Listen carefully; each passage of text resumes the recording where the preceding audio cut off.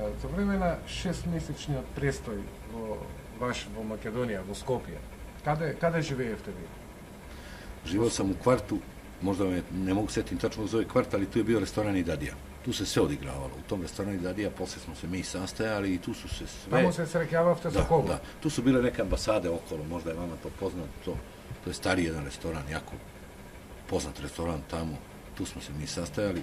Со кого се среќававте во Идадија? Pa par puta sa Frčkovskim, Brankom Crvenkovskim i to, ali to je sve bilo preko tog Dragana Stošića. Што зборувавте на тие состаноци? Pa o poslu, pretežno o poslu. Znači o transportu nafte, o naplati nafte, koliko će toga još ići, kako će to da ide, kako to dobro funkcioniše.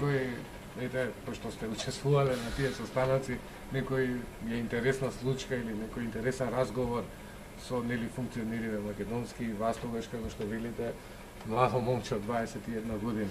Pa ne bi mogao, zato što ja... Они доаѓаа со телохранители или како?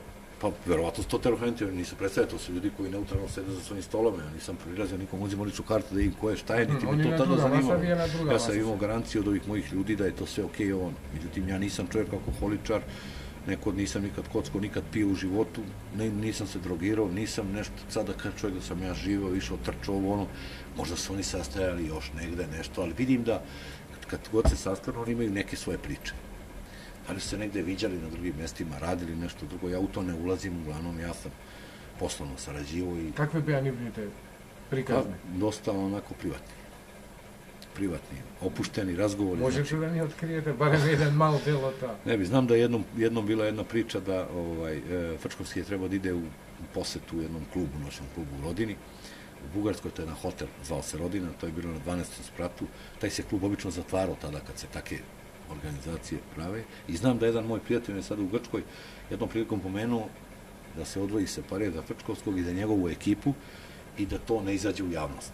Da se po dolasku zatvori. Što se случува во Родина кога ќе дојде некоја таква личност? Претходно што е најавена како висока. To su висока. privatne žurke, šta se tamo dešava iza tih vrata, ne znam da bude lepi devojaka, šta one rade tamo, da li igraju, da li rade neke druge stvari, ne ulazim u to jer nisam bio unutra, ne mogu da pričam o tome. Nikad me to nije do duše ni privlačilo, ni interesovalo. Možda je to malo smešno sad i čudno što tako pričam, da ne ispadne sad da ja sebe tu branim nešto ili ovo ono, ali ja sam i bio mlad i to mene nije zanimalo, nisam iz tog filma. Jednostavno nisam bio u tom filmu.